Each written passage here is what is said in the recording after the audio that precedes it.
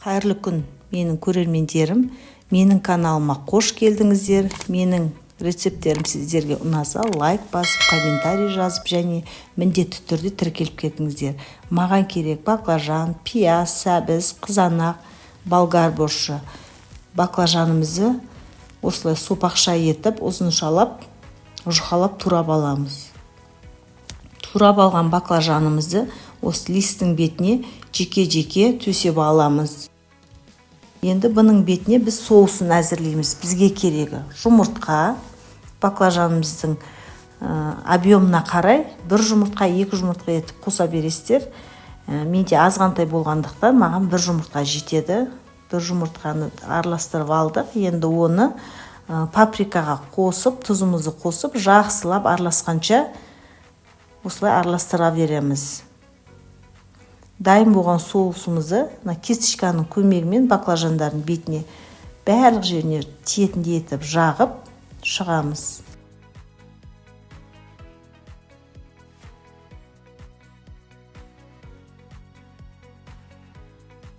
Мен бұны баклажан десерті деп өзім ат қойып алғам.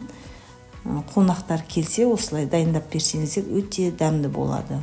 Біздің баклажанымыз дайын болды. Енді бұның бетіне салмасын әзірлейміз. Мен тауықтың төс еті, өздеріңіздің қалағандарыңыз бойынша етті қоса бересіздер. Мен тауықтың төс етін осылай жұқалап, майда етіп турап аламын. Енді пиязымызды да осылай майдалап, төрт бұрышты етіп, етіміздің көлемімізді етіп турап аламыз. Чесногымызды да турап аламыз және де.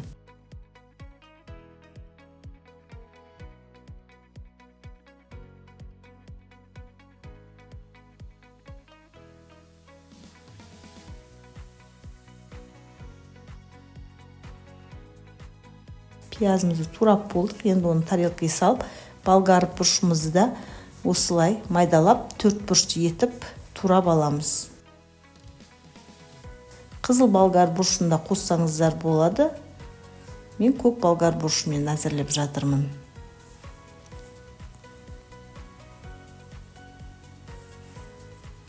Баклажанның маған любой қуырылған, пісірген, дайындалған тамағы өзіме ұнайды. Сіздерге де ұнайды деген ойдамын. Бізге енді керегі сәбіз. Сәбіздің бәрін қоспаймыз, өйткені сәбіз тәттірек болғаннан кейін сәбізді осындай аз етіп қосып аламыз. Бұны да тура солай төрт бұрышты етіп майдалап турап аламыз.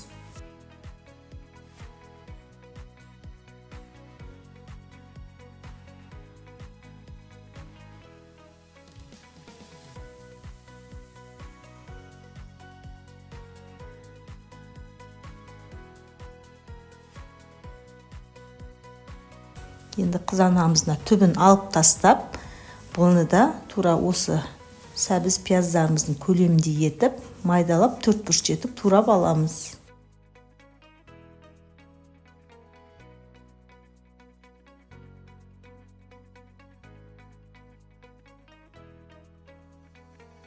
Бәрін турап дайындап болды. Мен сковородкамызға аз бір-екі ас қасық май құясыздар, одан көп құюдың қажеті жоқ. Тауықтың төс етін бір 10 минуттай қуырып аламыз. Тауықтың төс еті өте жұмсақ болғандықтан тез піседі. Осылай сары майға да пісірсеңіздер, қуырсаңыздар болады. Етімді қуырып алдым. Енді пиязымды қуырып аламын. Және дәміне қарай тұз бұршақтарыңызды қосасыздар. Енді болгар бұрышымызды, сәбізімізді, пиязымызды, қызанағымызды қосып, жақсылап араластыра отырып қуырамыз. Иісі не деген керемет. Сіздер де міндетті түрде жасап көріңіздер.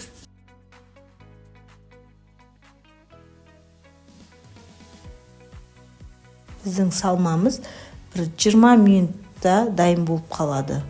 Мен қара бұрыш қостым, аздап қызыл бұрыш қоссаңыздар да болады. Мен тұз қосып болған едім. Тұз аздау болғандықтан тағы да кішкентай қосып жібердім. Сіздерде дәміне қарай дәмдеуіштеріңізді өздеріңіз қоса бересіздер. Міне біздің салмамыз дайын болды. Енді осы дайын болған салмамызды тарелкаға салып аламыз. Салып алып, сәл суығанын күтіп, баклажан үстіне жағып шығамыз. Біздің баклажанымызды тарелкаға салып, осы әр слойдың үстіне жаңа салмамызды салып, 2 слой қылсаңыз да, 3 слой қылсаңыз да өз еріктеріңіз. Солай әр слойдың үстіне осы салмамызды салып шығасыздар. Сіздер де міндетті түрде жасап көріңіздер. Бәріне ұнайтынына сенімдімін. Бәріңізге ас болсын.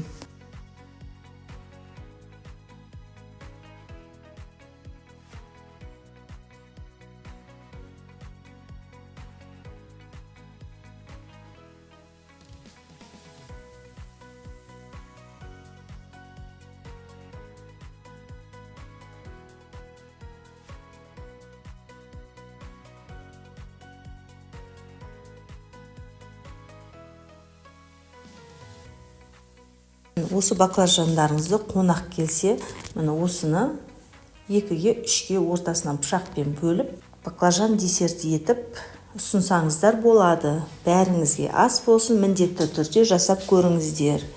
Менің рецептім ұнаса, лайк басып, комментарий жазып кетіңіздер. Сіздермен болған Кенжегүл.